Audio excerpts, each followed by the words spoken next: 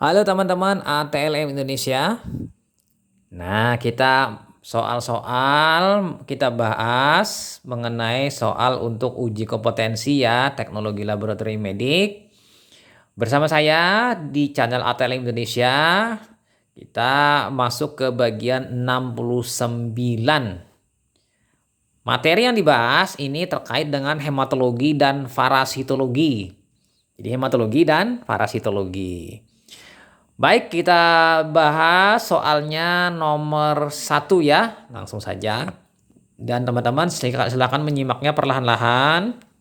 Dan juga terkait dengan apa yang saya jawab ini belum tentu mungkin 100% kebenarannya. Mungkin teman-teman bisa melihatnya langsung nanti di literatur ya, literatur atau di pustaka tentang materi-materi terkait hematologi dan parasitologi.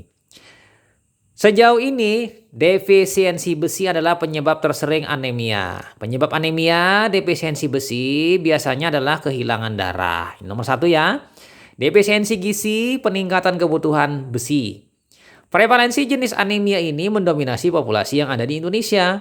Sebagai seorang analis, Anda harus dapat memilih metode laboratorium yang tepat, murah, dan sederhana. Metode apakah yang bisa digunakan untuk pemeriksaan defisiensi besi? Yang A, evaluasi preparat hapus darah, ya kan? Yang B, TIBC, total iron binding capacity. Yang E, FE, kemudian yang D, ferritin atau porfirin. Jadi dari 5 opsi ini mana yang paling murah, tepat, dan sederhana untuk diagnosis defisiensi besi?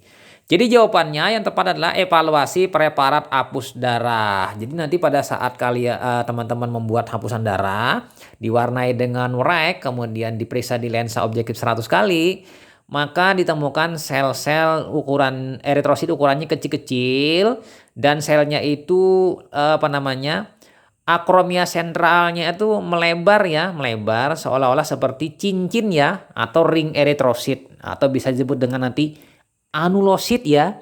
Nah, inilah ciri khas anemia defisiensi zat besi. Kecil-kecil, pucat-pucat. Nah, dan sudah mengarah ke ring eritrosit. Bila parah sekali nanti dia ring eritrosit. Ini adalah kekurangan besi. Tidak perlu kita memeriksa yang lebih spesifik lagi seperti TIBC, ya kan, daya ikat besi ini, total iron binding capacity, atau langsung ukur kadar besinya dalam serum, atau ferritinnya yang mengikat besi, atau porfirin. Jadi yang ini adalah tambahan-tambahannya. Jadi itu untuk pemeriksaan di laboratorium klinik utama. Kalau masih yang basic atau yang istilahnya pratama ya mungkin dengan evaluasi preparat hapus darah dengan memeriksa di lapang pandang 100 kali imersi kan, eritrosit, gambaran-gambar eritrositnya. Dan mungkin bisa juga nanti kalau memang menggunakan hematologi analyzer tinggal melihat MCP MCH-nya. MCP-nya rendah, MCH-nya rendah. Seperti itu biasanya.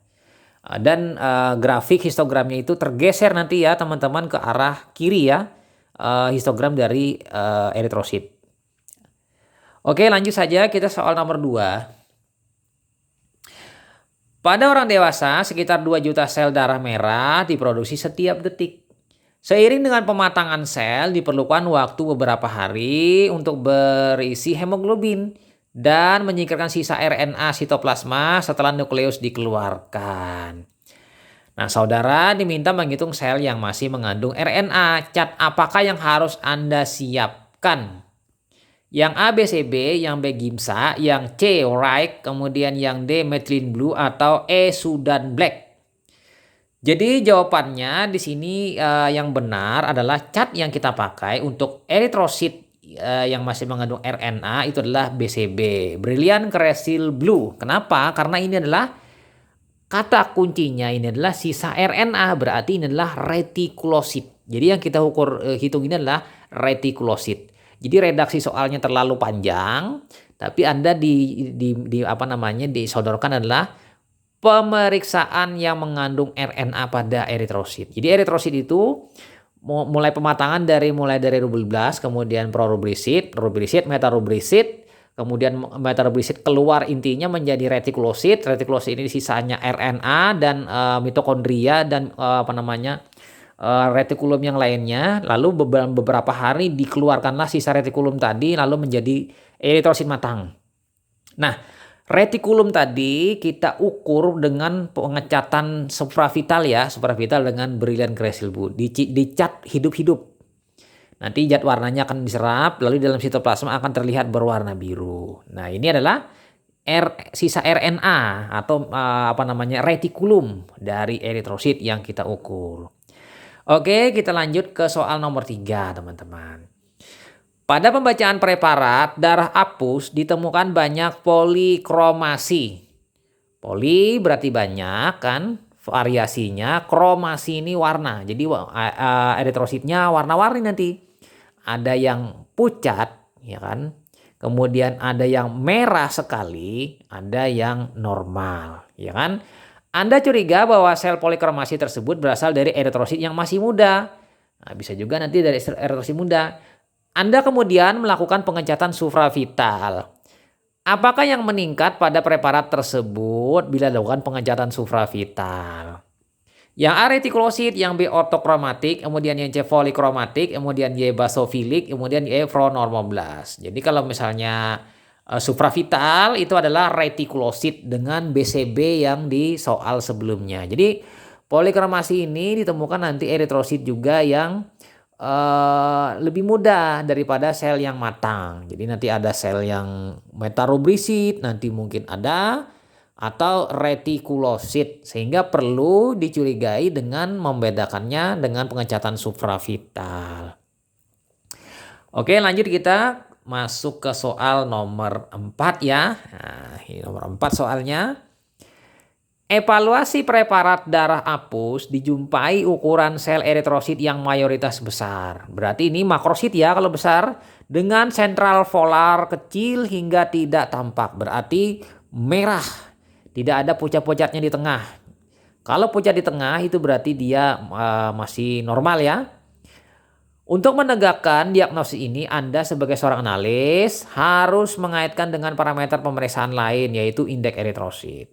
Bila dikaitkan dengan penilaian indeks eritrosit, maka dihadapkan hasil, nah ini, A menurun, B normal, C meningkat, kemudian yang D menurun hingga meningkat, kemudian yang E meningkat lalu menurun.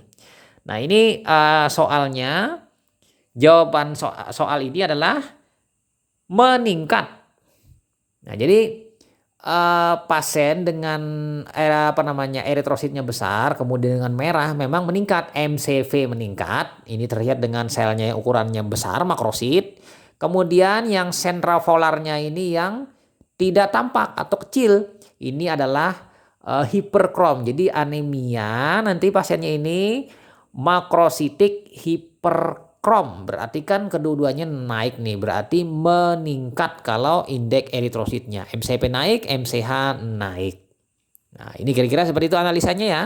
Kalau di hematologi analisis nanti analisanya histogram eritrosit akan bergeser ke sebelah kanan. Oke, lanjut kita pindah ke soal selanjutnya, soal nomor 5. Evaluasi preparat darah apus dijumpai ukuran sel eritrosit yang mayoritas besar dengan sentra polar kecil sehingga tidak tampak. Nah ini soal yang sama ya. Untuk menegakkan diagnosis ini, Anda sebagai seorang analis harus mengaitkan dengan parameter pemeriksaan lain, yaitu indeks eritrosit.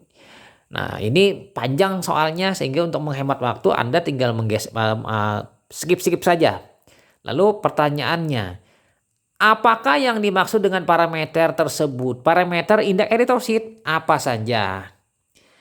Yang A MCP, yang B MCH, kemudian yang C MCHC, yang D MCP MCH MCHC, atau yang E MPV.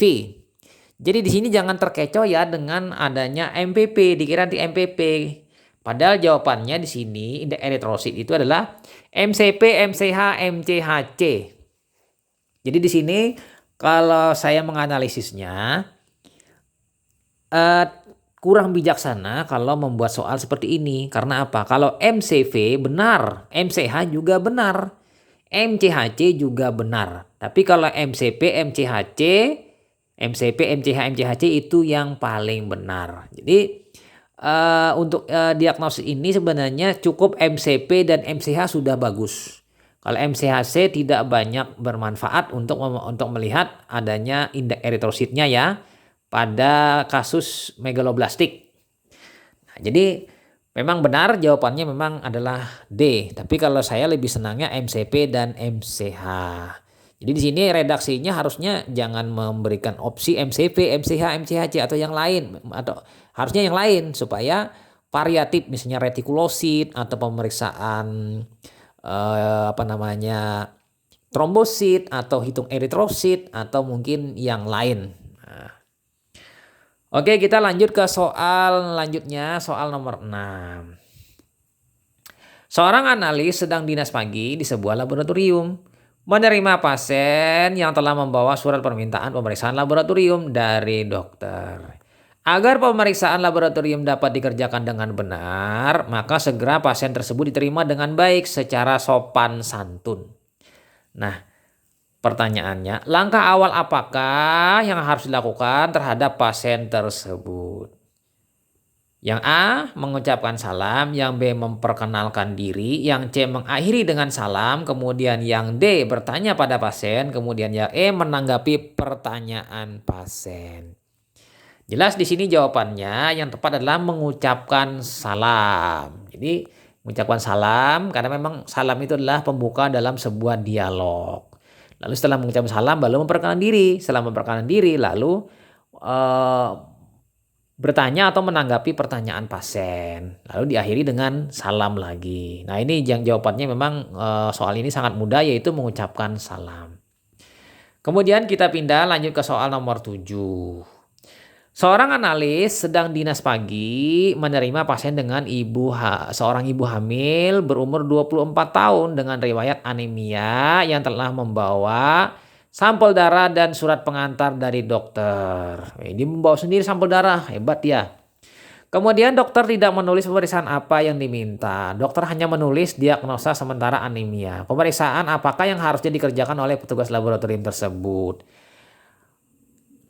Yang A, hitung jenis leukosit, kemudian yang B, hitung jumlah eritrosit, kemudian yang C, hitung jumlah trombosit, kemudian yang D, hitung jenis leukosit, kemudian yang E, kadar hemoglobin.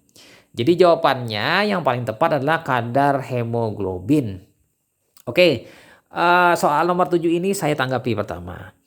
Dalam undang-undang praktek kedokteran dalam hal terkait dengan medical legal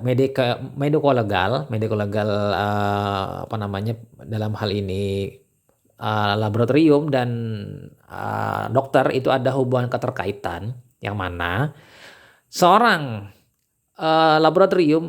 yang bekerja di laboratorium itu mendapat delegasi dari seorang dokter berupa belangko permintaan pemeriksaan dan dokternya wajib memasukkan atau membubuhkan permintaan pemeriksaan laboratorium, misalnya hemoglobin atau eritrosit atau darah rutin atau darah lengkap. Jadi soal ini menurut saya kurang tepat. Ini tidak memberikan efek edukasi soalnya ini, ya kan? Jadi yang benar itu dokter harus selalu memberikan permintaan pemeriksaan laboratorium kepada laboratorium. Laboratorium tidak boleh menentukan sendiri pemeriksaan. Apalagi salah satunya misalnya pasien datang ke APS atau permintaan sendiri, itu sebenarnya tidak boleh dikerjakan karena tidak ada delegasi dari dokter. Delegasi dari dokter itulah yang benar dalam praktek mediko-legal, praktek pemeriksaan laboratorium dan halnya terkait dengan undang-undang praktek kedokteran. Jadi memang di sini kalau esensi soal ini sebenarnya pasiennya diagnosa anemia. Anemia bisa ditegakkan dengan menghitung jumlah eritrosit, tidak mutlak dengan kadar hemoglobin. Ya kan? Jadi dengan hitung eritrosit sudah bisa kita mengatakan bahwa pasien itu anemia, tapi sebenarnya bisa dengan hemoglobin yang lebih simpel atau mungkin dengan hematokrit. Jadi di sini jawabannya ganda, hitung jumlah eritrosit dan kadar hemoglobin, walaupun lebih tepat kadar hemoglobin. Oke, lanjut kita masuk ke soal nomor 8. Seorang analis sedang dinas pagi di sebuah laboratorium. Menerima pasien seorang laki-laki berumur 54 tahun dengan keluhan badan menggigil, panas, dingin. Nah, ini keparasit ya, sudah hematologi selesai. Dokter memberi surat pengantar untuk periksa darah untuk mendapatkan diagnosa pasti penyakit apa yang diderita oleh pasien. Di mana dokter menduga sementara adalah penyakit malaria. Hasil apakah yang mungkin ditemukan pada pemeriksaan spesimen darah? Nah, ini pertanyaannya ya. Nah, ini kira-kira bagaimana dalam hal ini kita menganalisis soalnya. Yang A, sporozoa, kemudian B, toxoplasma, kemudian yang C, trichomonas, kemudian D, plasmodium, atau yang E, entamuba. Jadi jawabannya di sini menurut redaksi soal ini yang saya dapat yaitu plasmodium. Plasmodium adalah tepat karena malaria itu terkait dengan Plasmodium falciparum atau Plasmodium vivax atau Plasmodium ovale atau Plasmodium malaria atau Plasmodium yang lain, misalnya konolesi ya. Tapi yang utama yang 4 itu, dan yang paling kita tipiskan lagi Plasmodium yang paling banyak infeksi adalah Plasmodium falciparum dan Plasmodium vivax. Nah, lalu Plasmodium ini sebenarnya masuk dalam sporozoa. Jadi yang A ini sebenarnya masuk sih di pemeriksaan ini karena Plasmodium masuk dalam sporozoa. Jadi sebenarnya membuat soal itu tidak boleh juga memasukkan kata di sini sporozoa. Seharusnya yang lain, misalnya Balantidium misalnya. Nah, ini yang lepas kan. Karena sesama protozoa ini ada yang masuk dalam sporozoa, nanti ada yang masuk dalam yang apa namanya yang lain-lain kan. Jadi supaya jangan sampai rancu membuat soal. Oke, kita lanjut soal nomor 9. Nah, seorang analis sedang dinas pagi di sebuah laboratorium menerima pasien seorang laki-laki berumur 50 tahun dengan keluhan badan menggigil, panas, dingin. Nah, ini masih sama. Dokter memberi surat pengantar untuk periksa darah untuk mendapatkan diagnosa pasti penyakit apa yang diderita oleh pasien. Di mana dokter menduga sementara penyakit malaria. Nah, ini kan soalnya sama, diulang lagi, yang langsung skip saja. Lalu spesimen apakah yang dapat dipergunakan untuk pemeriksaan tersebut? Nah, ini kira-kira dari sini teman-teman kita bisa menjawab spesimen apa untuk pemeriksaan malaria. Yang A, darah, kemudian yang B, sputum, kemudian yang C, urin, kemudian yang D, feses, kemudian yang E, LCS. Jadi jawabannya di sini yang tepat memang darah ya. Cuma redaksi soalnya terlalu panjang, berbelit-belit sehingga menyebabkan habis waktu ya. Hanya untuk menjawab soal yang sangat mudah ini. Karena kalau teman-teman membuat sediaan preparat malaria pasti menggunakan darah, bukan sputum, bukan urin, bukan feses atau LCS. Jadi malaria hanya ada di dalam darah. Jadi tidak mungkin kita mengukurnya di sputum, urin atau feses. Kalau LCS mungkin bisa kalau memang di situ ada eritrosit yang tersesat masuk di dalam LCS. Eritrositnya tadi mengandung plasmodium. Jadi membuat redaksi soal jadi harus berhati-hati ya, karena memang di LCS ini mungkin kalau apalagi kalau Plasmodium falciparum yang menginfeksi, anggap derajat positifnya itu kepadatannya sangat tinggi. Pada saat diambil cairan otak terisap darah si pasien darah tadi kemudian diperiksa, LCS tadi diperiksa, dibuat hapus, dan ternyata ditemukan kemungkinan adanya apa pada saat hitung jenis ada plasmodium, tapi tidak seperti itu juga sih. Memang yang benar adalah darah. Oke, kita lanjut ke soal nomor 10 ya. Nah, nomor 10. Seorang analis sedang dinas pagi di sebuah laboratorium menerima pasien seorang wanita berumur 54 tahun dengan keluhan keputihan. Dokter memberi surat pengantar supaya periksa sekret vaginal untuk mendapatkan penyebab pasti penyakit apa yang diderita oleh pasien. Dugaan sementara penyebab keputihan adalah parasit atau protozoa. Nah, pertanyaannya, apa nama protozoa penyebab penyakit keputihan tersebut? Yang A, Giardia, yang Lamblia, yang B, Entamoeba coli, kemudian yang C, Entamoeba histolytica, kemudian D, Trichomonas vaginalis, atau E, Embadmonas vaginalis.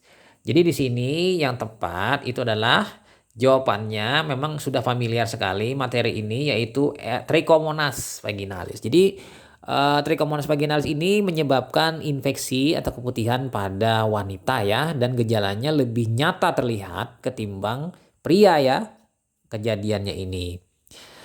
Blur albus ya, putih-putih nanti keputihan. Kemudian kita pindah lanjut ke soal nomor 11. Seorang lelaki datang ke dokter di mana dengan keluhan radang tenggorok, sakit pada saat menelan, ada gangguan pada alat kelamin. Nah, ini saya tambahkan di gangguan pada alat kelamin. Dokter memberi surat pengantar ke laboratorium minta diperiksa secara serologis. Regen yang tersedia menggunakan prinsip flokulasi dan hemaglutinasi.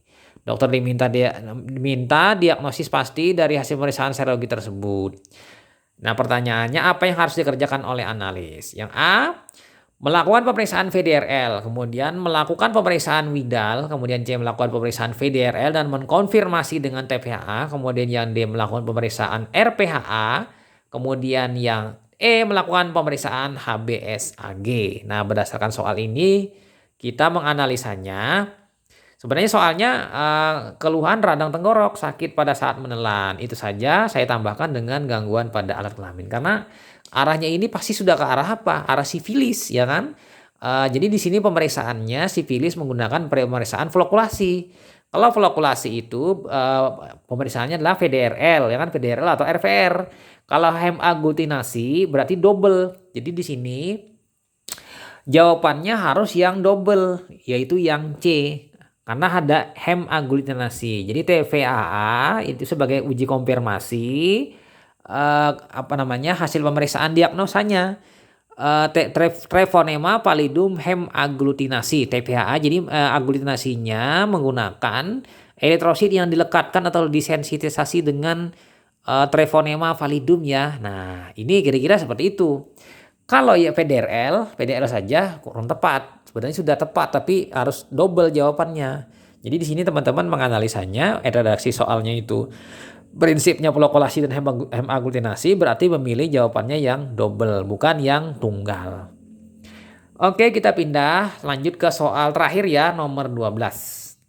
Seorang laki-laki datang ke laboratorium ke dokter di mana dengan keluhan demam, badan terasa sakit, lemah, letih, nafsu makan berkurang. Gejala yang disampaikan pada dokter masih kurang memberi informasi tentang penyakit apa yang diderita. Agar mendapat informasi yang lengkap dan jelas, maka dokter meminta pada suatu laboratorium untuk diperiksa CRV, C-reaktif protein ya. Tersedia regensia yang menggunakan prinsip aglutinasi. Lalu pertanyaannya, alat apa sajakah yang diperlukan untuk pemeriksaan tersebut? Yang A, slide, kemudian yang B, mikroskop, kemudian J, tabung reaksi, kemudian D, buret, kemudian yang E, pipet volume. Jadi jelas di sini redaksi soalnya terlalu panjang, tapi pertanyaannya sangat mudah dan ringkas. Dan jawabannya sangat mudah, yaitu slide. Karena untuk pemeriksaan CRP itu menggunakan slide. Kalau menggunakan teknik imunologi, serologi klasik. Tapi nanti kalau mengarahnya sudah ke biokimia klinik, itu sudah tidak lagi menggunakan sistem slide, tapi menggunakan sistem pengukuran fotometri. Kekeruhan yang terjadi pada regen latex tadi diukur secara fotometri dan sudah dalam bentuk kadar dengan pengukuran secara fotometri pada 578 nanometer. Jadi kalau kita lihat di sini memang slide yang benar. Kalau mikroskop tidak, kalau tabung reaksi juga tidak. Kalau buret tidak, pipet volume tidak. Tapi kalau misalnya kalau pengukuran fotometri itu benar, tabung reaksi benar. Kemudian pipet volume juga benar. Nah, pipet volume ini maksudnya tidak mesti pipet volume biasa, pipet volume yang kecil atau pipet, mikropipet sebenarnya sih. Tapi pipet volume dengan mikropipet dua hal yang berbeda. Oke, itu saja teman-teman tanggapan saya tentang soal-soal ini. Semoga memberi manfaat bagi teman-teman. Jadi apa yang saya ucapkan mungkin ada yang kurang berkenan, jadi saya mohon maaf. Kemudian teman-teman yang baru bergabung jangan lupa subscribe. Salam kompetensi. Nantikan soal lainnya, semoga bermanfaat dan barokah. Jangan lupa teman-teman jaga selalu kesehatan dan semoga teman-teman selalu dilimpahkan rezeki yang berlimpah. Saya Ahmad Le pamit, sampai jumpa. Bye.